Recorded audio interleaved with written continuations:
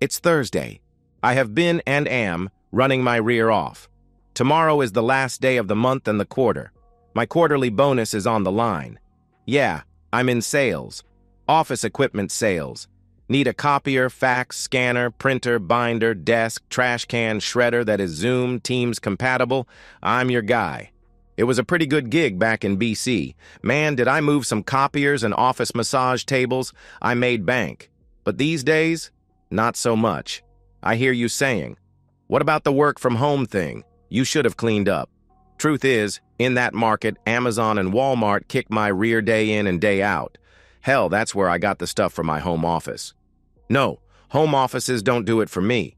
What I really need to make a buck is that good old-fashioned BC office. Do you remember them?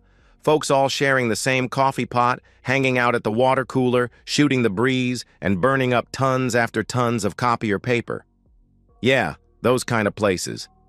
Do you think the restaurants and the opera got screwed? COVID really messed over guys like me. Anyway, I have really been at it today. Out the door before dawn, living on bad and cheap coffee, my iPhone's non-stop calls and texts, Twitter, TikTok, Facebook, Maps, and Google Earth all Bluetoothed into my car. It was a little after 1 in the afternoon. I had just bombed on my last call. It is crunch time, and I am feeling the pinch. I was also running on fumes. I really needed to eat. I was getting shaky, tummy queasy, not feeling good, low blood sugar kind of thing. The gallons of cheap bad coffee that had been my sustenance today weren't helping. Then, up ahead, salvation, McDonald's, praise baby Jesus, flash. Into the drive-thru, hell I go. While not BC fast, the lines were actually moving. There must be at least 3 people working there today. I placed my order and scored. They have fries. No Coke, but that's okay, I can do root beer. As the line slowly brought me closer to the pay window, my mouth watered. They have fries. Cha-ching, and I grabbed the sack and my drink and drove. All in all, it was pretty quick. I might actually make my appointment on time. And they had fries. You gotta savor the little wins these days. I emerged from the McDonald's parking lot and jetted across 2 lanes of traffic, hit the intersection, pulled an almost stopping right turn at the red light, stomped on the gas, and headed west. I was in the right lane of Sandy Boulevard, a 4-lane feeder into and out of downtown. Traffic was heavy but moving at a pretty good clip. I stuck my root beer between my legs, reached into the bag, and grabbed a handful of fries. Then I grabbed a Big Mac and, driving with my knee, I unwrapped it and stuffed it in my face. I was chomping away on mouthfuls of the second Big Mac when I noticed what looked like my wife's car up ahead, coming towards me. It is damned hard to miss her fire engine red Lexus. There just aren't that many fire engine red Lexuses running around town. I watched as the fire engine red Lexus pulled off the street, then up and into a parking space in front of a motel. As I drove closer, I saw my wife get out of her car. As I drove past, she was snuggling in and planted a hell of a kiss on some guy. I spun the wheel crossing against traffic, pulling a quick U-turn, tires squealing, spilling root beer, fries flying, horns honking, all of which I ignored, keeping my foot on the gas, fishtailing a bit, and I am heading back up the street towards the motel. I watched, helplessly, as they slithered, locked together, through the door into a motel room. "Oh, no, you did not! You freaking jerk! Darn! Darn me!" I was pounding my hand on the wheel as I pulled up and into the motel parking lot, screeching to a halt behind her car, blocking her in. I jumped out of my car and darn, what am I gonna do? My brain goes into vapor lock as I stand in the parking lot. Okay, I was angry. You would be too. The disrespect, the sheer audacity, her boldness. I am gutted and in shock. I'm a kind of angry that is boiling into rage. How dare she? God, this hurts. I am now sitting on the still warm hood of her car, staring at that door. The door that they slithered through just moments ago. I'm not doing too well. I lean to my left and spit out supersized bites of Big Mac and fries. There is no question what I saw. That kiss was not chaste. Her playful body language I know so well. I gotta think. What am I gonna do? Darn me. I gotta do something. My brain just isn't working. I have to have a plan. I gotta have a plan. I haven't had time to make a plan. I don't have a plan. Shoot, shoot, shoot. And now I am sitting on the still warm hood of her car, looking at that door. I look around. I notice that the motel is painted off-white. It's one story. A row of parking spaces, a row of doors. Down a ways is what looks to be check-in. There is a guy inside on the phone waving his arm. I look back at the door to room 109. It both beckoned and repelled me. It's to the right of the door to room 108 and to the left of the door to room 110. I wondered who was in those rooms. Were they fooling around with their spouse too? Did I know them? Next to room 109's door is a picture window with drawn drapes. The door to room 109 is the same as every door at the motel. They are all painted just a little more off-white than the hotel's siding. They each have brass numbers next to each door. Trim around all the doors and all windows are painted dark. It's not a charcoal black dark, more like a very weathered dark gray dark. It sort of matched my mood. But all the doors weren't the same. She was behind the door to room 109. Do I want to kill her? Yes. But no. Yeah, I actually do. But I can't. She is the mother of my 2 kids after all. Oh, darn me sideways, are they even mine? Oh, my heart. Ah, the pain, stabbing at my heart. My left arm is hurting. That jerk! I find sitting is just too painful. I lay back on the car hood, looking up into the blue sky with its yellow sun, decorated with some light puffy clouds. How can such an ugly day be so beautiful? I watch in a somewhat mindless daze as a hawk circles far, far above, hunting. As it circled a bit lower, I realized it wasn't a hawk. I strained to see it better, and lower it came, gracefully gliding in the amazing sky. As it drew nearer, I realized it was a buzzard looking for roadkill. That somehow comforted me. A buzzard in the beautiful sky seems so much more appropriate. I felt like roadkill. I feel my iPhone go off. It's a FaceTime call from my daughter. She was at her future in-laws. They were working on her wedding. The wife and I are planning on heading over for dinner to start on the seating chart. Dad! Hi! Hey, we were talking about the father-daughter dance. Dad! Dad! Are you okay? Ah. My daughter can plainly see that I am anything but okay. Dad! You are scaring me! Do I need to call 911? Where are you? Dad! My daughter was getting pretty loud. Jason, honey, there is something wrong with my dad. Dad? I could see my future son-in-law's concerned face enter the iPhone screen. What's wrong, Daddy? Screamed my daughter, her face contorted by fear. Sweetheart. I'm sorry. I paused. Then the tears started. Sobbing to my daughter on the phone, humiliating. So much for the strong father figure. I turned the iPhone around and held it out in front of me, its camera facing the door to room 109. I slide off the car's hood. Momentum causes my feet to step forward. I lean into it. Another step, I am pushing myself forward. And one more big step, foot, into door. The door splinters, flying open, blowing pieces of the door and bits of the frame into the previously darkened room. I stomp into the room. 2 steps in, I stop, standing, holding out my iPhone, its camera capturing the king-sized bed they are being intimate on. They are exposed to the sunlight from behind me, illuminating them and the dingy, cheap motel room. Eleanor was on top, bouncing up and then slamming herself down on the part that was not mine. Her chest was flapping like a bird's wings.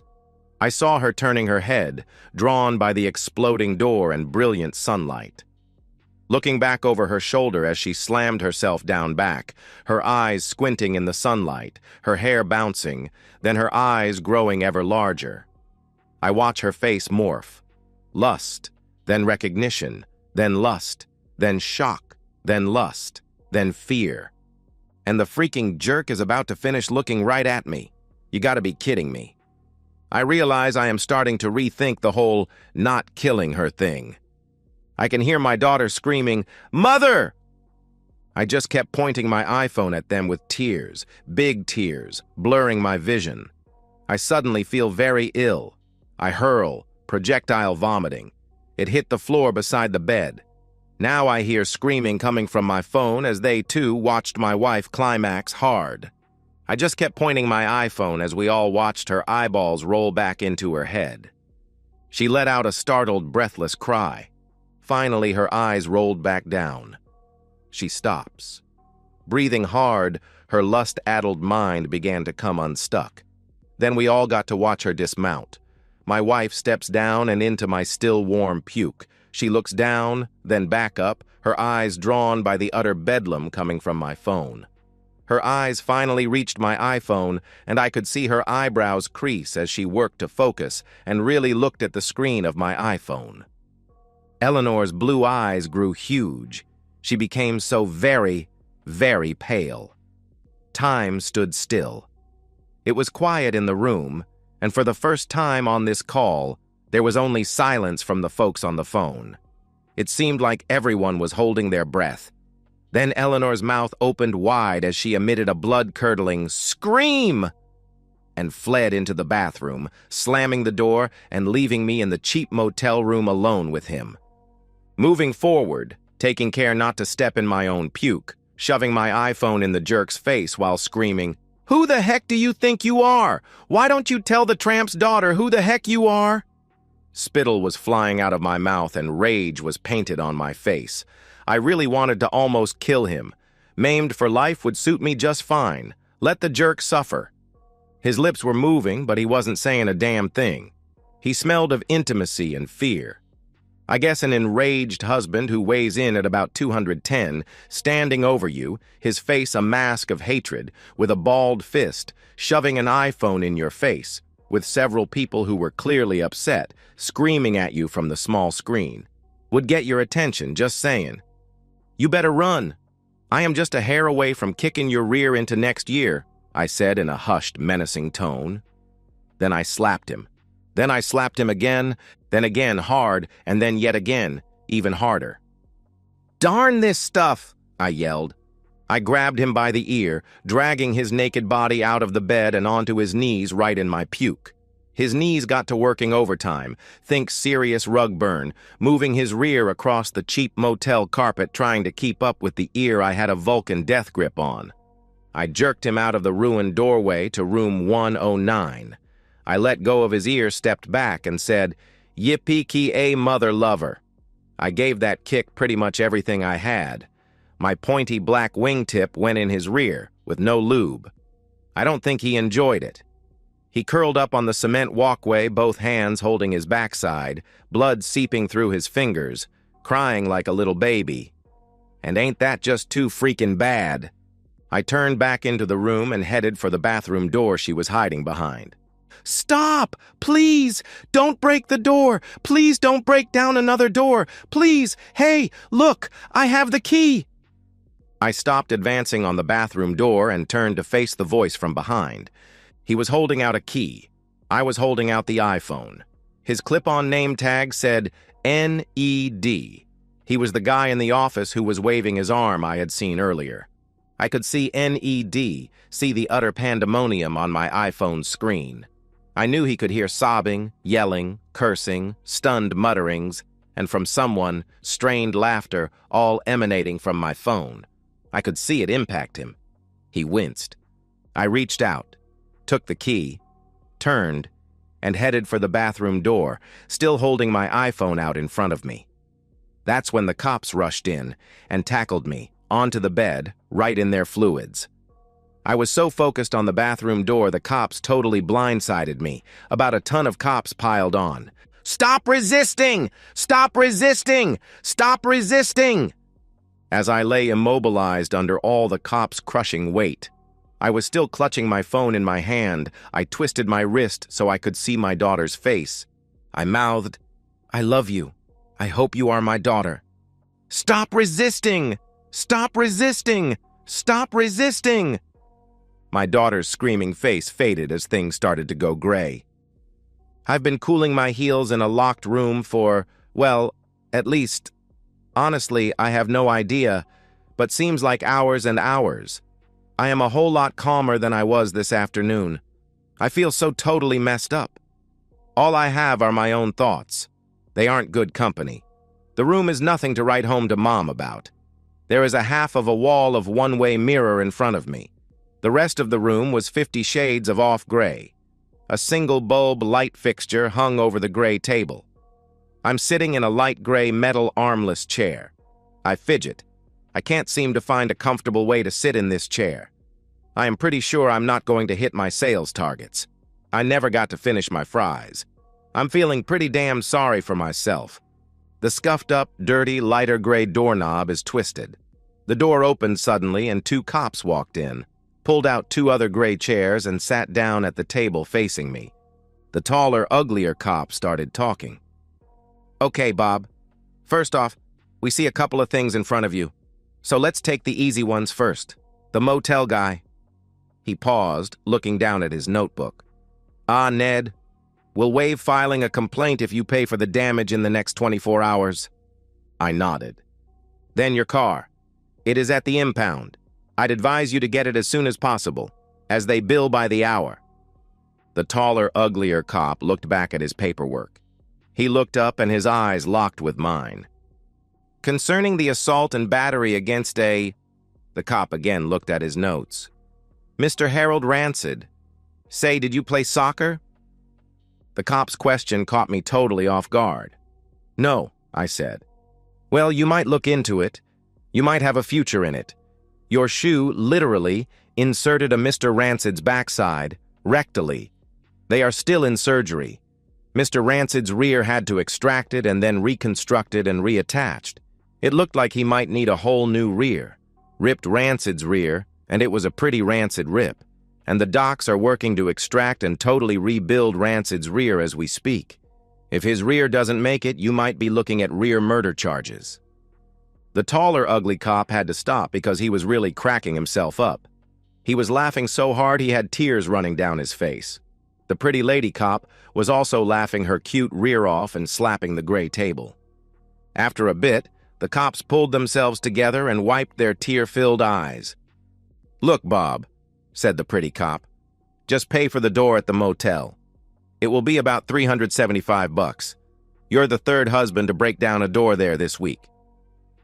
As to Mr. Rancid, let's just say you're not the 1st husband to kick his rear. That said, you are the 1st husband to kick in his backside." She dissolved into another fit of laughter and hand-slapping on the gray desk between us. The ugly cop had to wipe tears from his eyes again. The ugly cop then said, "You don't have a record, so we are releasing you on your own recognizance. We understand that you were under unique stress, and you kinda snapped. Your daughter has agreed to look in on you. Look, we don't need any more paperwork. Keep your nose clean, stay away from trouble, or the next time we meet, you will be staying for a while. Are we clear?" I just nodded. Yes. It seemed the right thing to do. "On your way out, they will set up your hearing date. Get a lawyer and make that court date." About an hour later, I emerged from the cop shop with a court date and the pretty cop's card that said her name was Detective Sandy Heat. She had written her cell number on the back. I was met by the entire wedding party, well, except for my wife. They drove me to the impound to get my car. We were all silent all the way there. Seriously. What does one say in this situation? Nice weather we are having. They waited while I paid and got my car out of impound, then followed me home. It took the cops about an hour before they turned Bob's wife, Eleanor, loose. While she was pretty shaken up, she didn't need medical attention, and, while cheating around behind your husband's back may be in poor taste, it wasn't illegal. So, no trip to jail for her either. It would have been quicker, but it took the cops about 35 minutes to talk Eleanor out of the bathroom, and they had to tow Bob's car. Seems Bob's untimely entrance had scared the ever-living heck out of Eleanor. She was pretty sure Bob was going to kill her or make her life hell on earth, and then kill her. The rage she had seen in his eyes was like nothing she had ever seen. From anyone. Ever. It was in that frame of mind that Eleanor departed the motel and drove directly to the bank. She cashed out everything. She hit all the cards' maximum withdrawal limits. Then she headed home. She moved through the house with single-minded determination to get all the good stuff that would fit in her car. She had piled the last of her best shoes on the top of the heap in the passenger seat and started pulling out of the driveway. It was dusk. She saw her daughter's car turning the corner onto her street. She quickly pulled out and headed the opposite direction. Bob and the wedding party arrived, having not seen Eleanor's departure. Upon walking into their home, Bob, who was already shell-shocked, was further traumatized by his ransacked home. They called the police. Clearly, they had been robbed. I'm lost. Nothing makes sense. Who was Eleanor? Where was Eleanor? Why Eleanor? Why? I don't have answers. My kids are equally baffled. My future in-laws don't know what to say. No one knows if they should stay or they should go. I have no answers for them either. At some point, they apparently decided to go. I am alone. Each hour drips by. I am slowly losing myself. My mind couldn't walk a straight line if it tried. My emotions shut down long ago. I haven't eaten in a while. I'm not remotely hungry. Everywhere I look is painful. The things she took, the holes they left hurt. The things she left are daggers thrust into me. They say she cared so little for things I was sure she cared so much for. The empty house. It's quiet. An ominous, empty presence that seeps into everything. Everywhere in the house, the lack of life, my life, any life, was shouted back at me. I finished the last of the whiskey and tossed the bottle aside. I crawled up the stairs. I dry heaved at the top. I kept going till I crawled between the sheets of my bed, our bed. I listened to the hall clock's 2 chimes. What an ungodly hour. The dark black of night is everywhere I look. My eyes are worthless. But I can hear each elongated tick and tock of the clock.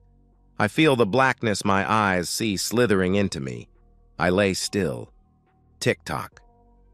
I pull the covers over my head. God, will this night ever end? My mind is tormenting me. What did I do? Why? Oh, God, why? Oh, how she looked at me when we were new. I feel my wet, salty tears making the bed sheets damp. As the night crawls slowly by, Bob wallows in his muck. The muck of regrets. Lessons he never wished to have learned and knowledge he never wanted to know.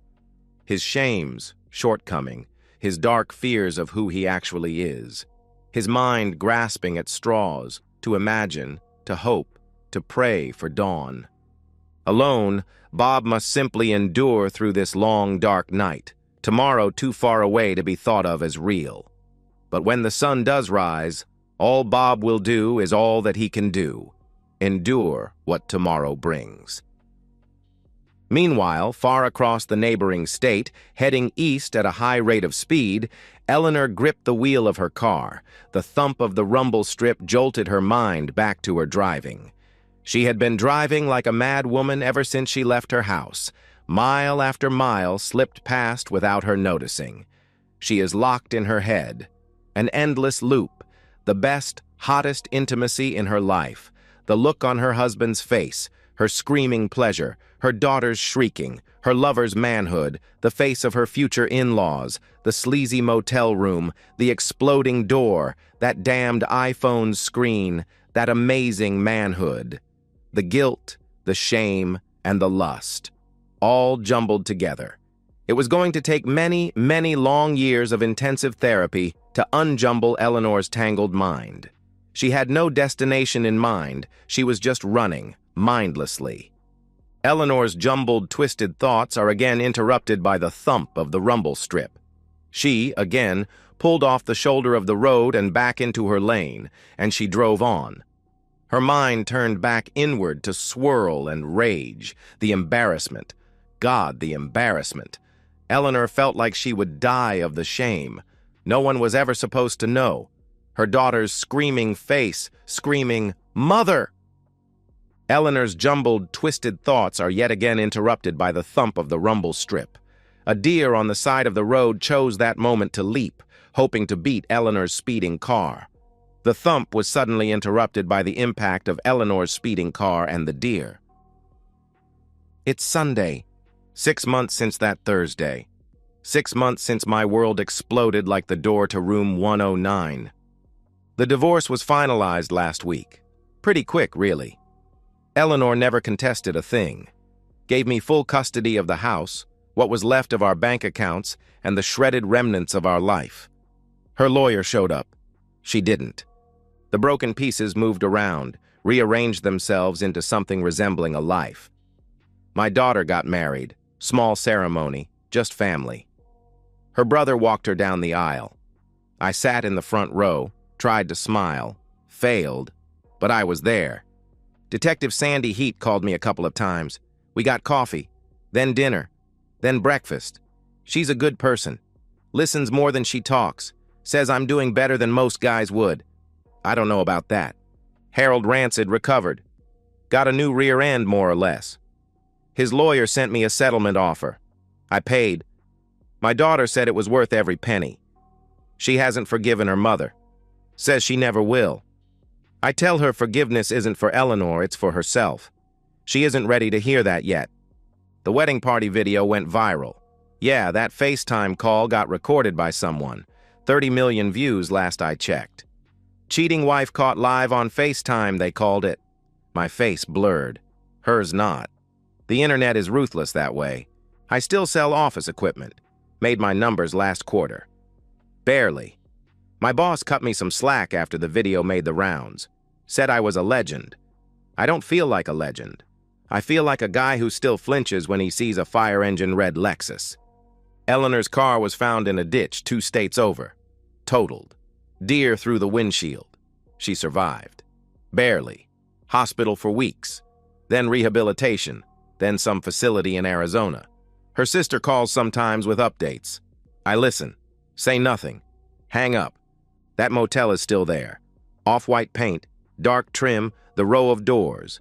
I drive past it sometimes. Can't help myself. The door to room 109 is new. Doesn't match the others. Stands out like a neon sign of what happened there. I haven't slept through the night since. Always wake up at 2 a.m. like clockwork. Listen to the hall clock chime. Wonder if the blackness will ever stop slithering in. Detective Heat, Sandy, says it will. Says one day I'll wake up and the first thing I think about won't be Eleanor and room 109. Says I'll think about coffee or work or her. Says healing isn't linear. It's messy. Goes forward, backward, and sideways. Says I'm doing the work. One day at a time. I don't know about that. But I do know the fries at McDonald's taste like fries again. Small victory. That hawk I saw? Turns out it wasn't a buzzard after all. Just a hawk, circling, hunting, looking for its next meal. Me? I'm just looking for tomorrow, and the tomorrow after that. It's Sunday, and I'm still here. And so, we've reached the end of today's story. Was it what you expected, or did it take a twist you didn't see coming? I'm curious to hear your thoughts. Share them in the comments below, and let's get a conversation going. If this story kept you hooked, make sure to hit that like button. And if you're new here or just haven't subscribed yet, now's the perfect time to join our community. I bring you fresh, captivating stories every day, so click that subscribe button and turn on notifications so you never miss out. Thanks for watching, and I'll see you in the next one.